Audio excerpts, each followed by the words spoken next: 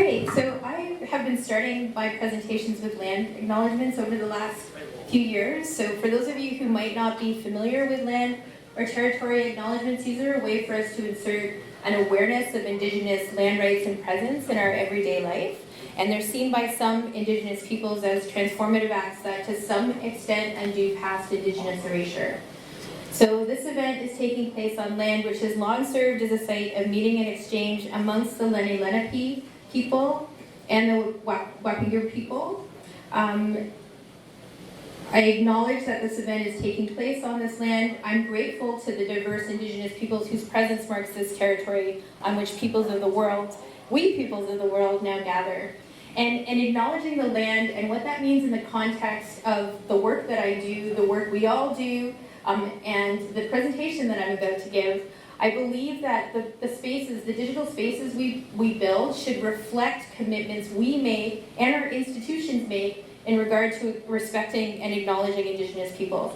And as this presentation is going to be made available online, I believe this acknowledgement extends to locations of online viewers, so I'd encourage you to go to www.whos.land to learn more about the Indigenous peoples in your area. So thanks for taking in my presentation today, a common sense guide to better web governments.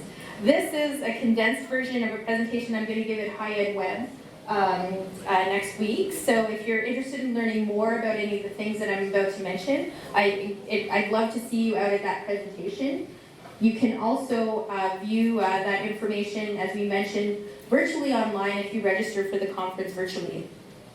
So when I first submitted my proposal, I thought I would mainly talk about the initial steps we took to establish our web governance framework. And this is a governance framework that has now matured to the point where our standards in governance are becoming pervasive, not just for our public-facing websites, but also the many other tools and services that our audiences navigate as they're going through the steps that they need to follow in their digital journey. So I was initially thinking that was what I was going to focus on, but over the past year, I know there's been a lot of key discussions that have been happening about one particular topic that has dominated a lot of conversations. We talked a little bit about it in the panel presentation this morning, so I'm going to touch on it a little bit here, and that's to talk about how our governance is being impacted by AI. And again, I won't get a chance to get into it in too big detail, so come to my presentation at High Ed Web next week. But more on that to come. My name is Joyce Peralta. I've worked in higher education since 2002, and McGill is the fourth institution that I've worked at. For those of you who might be interested in a visual description, I have brown skin and long black hair that's starting to go gray. And this is a picture of me in front of the mountain range in Mount Aspiring National Park in New Zealand. And I don't know if anybody here is familiar with this park, but this is the park that inspired Sir Edmund Hillary, so our preeminent mountain climbing person. This is the park that inspired him to become Sir Edmund Hillary. So it's a very inspirational park for mountain climbers. And as an avid hiker and a very amateur mountain climber, I can say that helping to build better sites at the institutions that I've worked at has sometimes felt like climbing mountains. And one of those big hills that we climb is the challenge of producing quality, consistent websites. Websites that align with our standards for usability, accessibility, accuracy, and all the other criteria that our websites have to achieve. And in the challenge of producing quality, consistent sites, I believe is the result of some common issues that we face at our various institutions.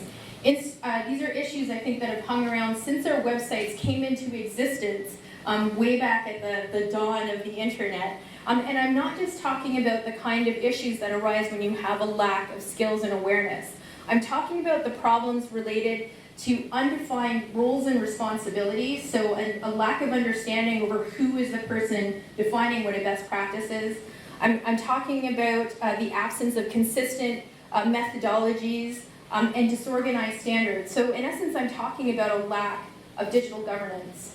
And in my quest to learn more about what better digital governance looks like, I've come across some really fantastic resources And one of them is this book, Managing Chaos. I would recommend it if you're looking to learn more about digital governance. Managing Chaos, Digital Governance by Design.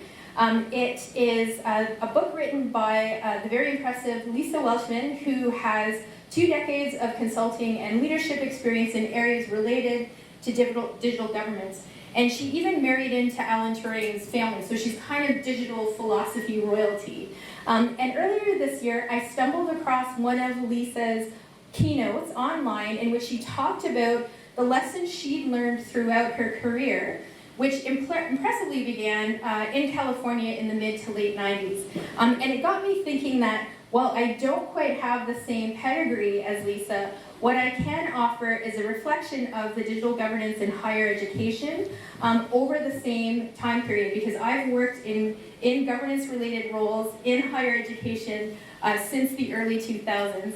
And I believe, looking back at this retrospective, it was an interesting exercise for me to go through, but it's an interesting way to look at how these problems initially surfaced in our institutions and why we continue to deal with them today. And it's interesting, I know with all these conversations we're having about AI, we're thinking about what needs to change, what are the things that we need to, new things that we need to address, and new problems we have to consider.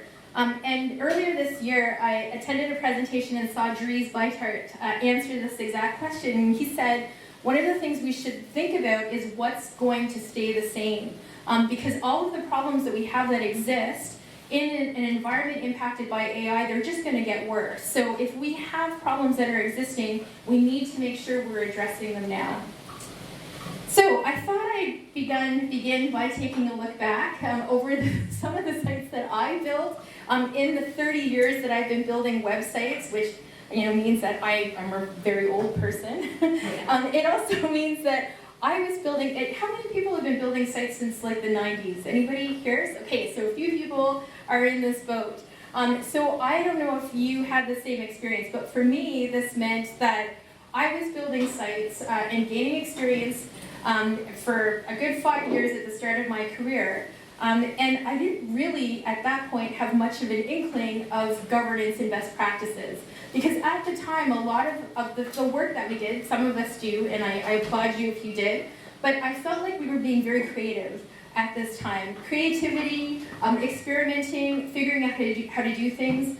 I have a screenshot of the site in the middle because this was a website that I worked on. It was for a collection of television stations in Ontario. It was a chum organization. And a lot of the interfaces that we created were Flash interfaces that we were purposefully trying to make difficult to use because we thought people would want to come to our website and interact with them in a video game-like way. So these are some of the admittedly dumb things that we did at the beginning of our career, of my career. But what it meant was that I came into my career in higher education in the early 2000s as a person with a good amount of experience in web design, and I really didn't have a very deep understanding of accessibility, usability, and all these things that we have come to understand should be part of a good governance framework. And it wasn't, you can see, by the way, the very first website, the first template I created in the early 2000s. I urge you not to zoom in too closely to this template because it's messy and it's choppy. But I will say, once it was rolled out, it was the first time that this college that I worked at had a consistent look and feel across all of its websites. Because if you were working at that time, you know a lot of our websites were just this a very rough collection of sites that had different backgrounds and different everything. So this was the initial kind of consistent look and feel to all of our websites. By the time I joined the University of Western Ontario's team, I had begun to get a better understanding of accessibility, usability, and inclusion. I went back to school at this time to learn, to take I enrolled in the Faculty of Information Studies, and I learned about user experience design and information architecture. And I think we were starting to get a deeper understanding of what it meant to build a good website. But up until this point, I was still only one person working on a web team at that university for 30,000 students. And producing content on all of those sites. So I was designing the template, I was building the template, I was building the websites, and I was creating all the content. So in that environment, it's not really very easy to ensure quality control. And it wasn't until I arrived at the University of Victoria in close to 2010 that I was on a team that was a larger team that had an information architect, we had a content specialist, we had a manager, we had developers, and we had the ability, of course, to focus more carefully on all these areas we need to consider when we're building good websites. But those good practices that we were bringing to our work were only affecting the works that the projects that we were dealing with directly. So it wasn't possible for us. We weren't thinking about how to send those good practices out throughout our organization. And what it meant was, when I left that job in 2011, we had a huge backlog of projects in the queue, and we had a terrible relationship with our team of developers. So I had a lot of fun at that point, and so much fun that I actually left higher education for a number of years and didn't come back to it again until I started working at the University of McGill. So I work at McGill now. I've worked there since 2014. As I mentioned, the governance framework that we launched in 2018 has matured to the point where we now have our pervasive standards that are being rolled out across our institution. We have testing, manual testing, and automated testing is becoming more habitual for most of our teams across campus. And we are also considering more carefully how we can better support people in the way that our tools are customized in alignment with our standards. But in 2014, things were very different when I arrived because we were dealing with a lot of the same problems that I encountered at the other universities that I'd worked at in the past. And I copied this slide from a presentation I used to do with our web portfolio manager. It's a presentation titled Shake Hands with the Developer. And it is a representation of two teams battling over control of our web space. And for those of you who can't read the little labels on there, the one on the left is labeled Communications and Marketing. So what do we think is the other team that's battling for control of our web space? I bet we can all answer this together. What's the other team? Communications and IT services. That's right. So the other one is labeled IT services. The relationship when I arrived between our communications and developers teams was not healthy at all. And that had been the case at all the other universities I'd worked at in the past. And what was causing those problems? Well, we didn't have defined roles and responsibilities. We didn't have unified goals. We were constantly fighting over what was the priority in terms of the goals that we had. And we didn't have shared work processes and methodologies. And we didn't present a unified front to our clients when they came to ask us for support. I mean, often when people did come and request support from us, this was actually the experience that they would sometimes, unfortunately, get.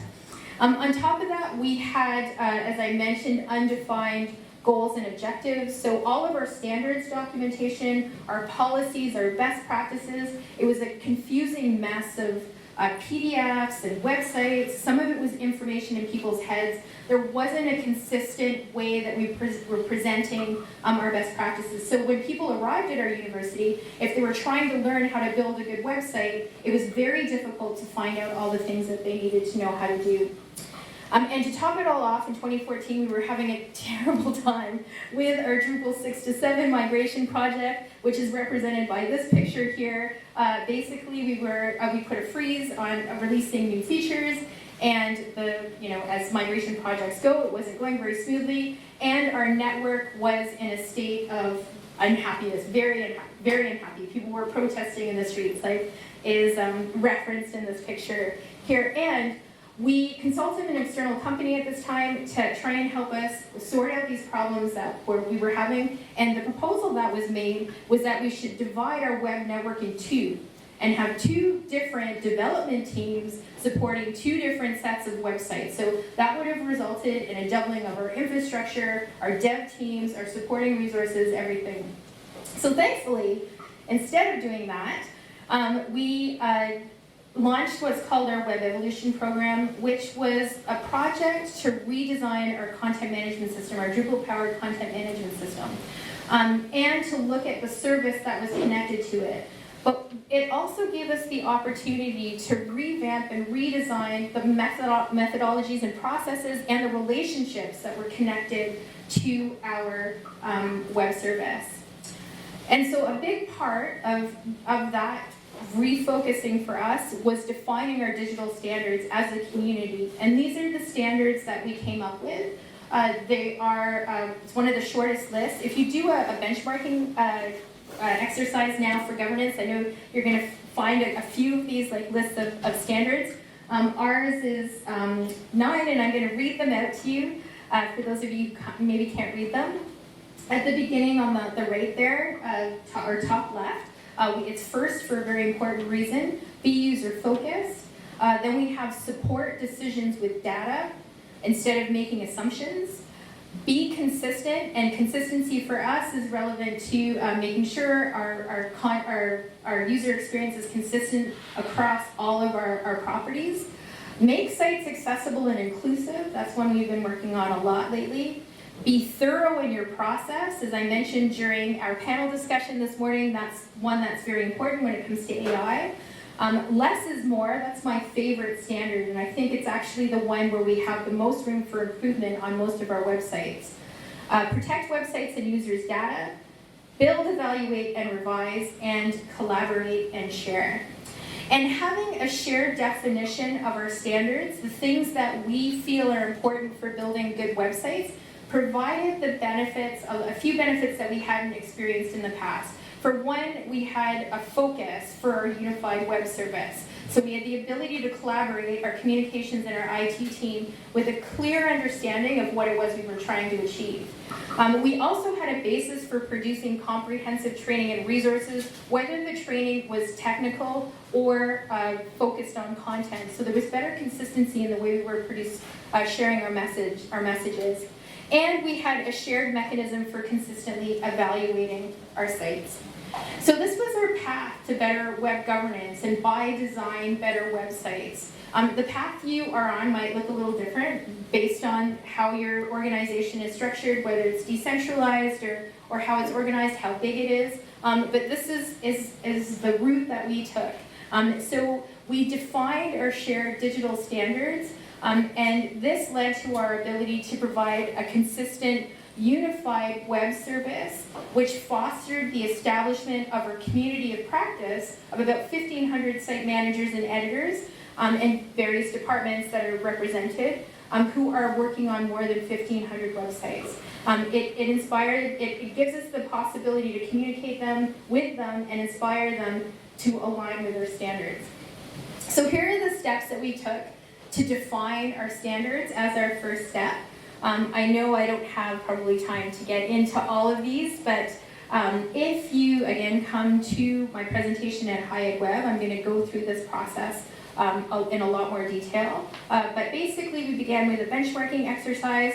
We conducted an audit of all of our existing policies and practices across campus, including identifying who was the owner of that, of that policy or practice. And when we did that, we also identified that those owners were not always very strongly defined. And if they were defined, they weren't maybe always the right person. So it was a kind of complicated conversation to have.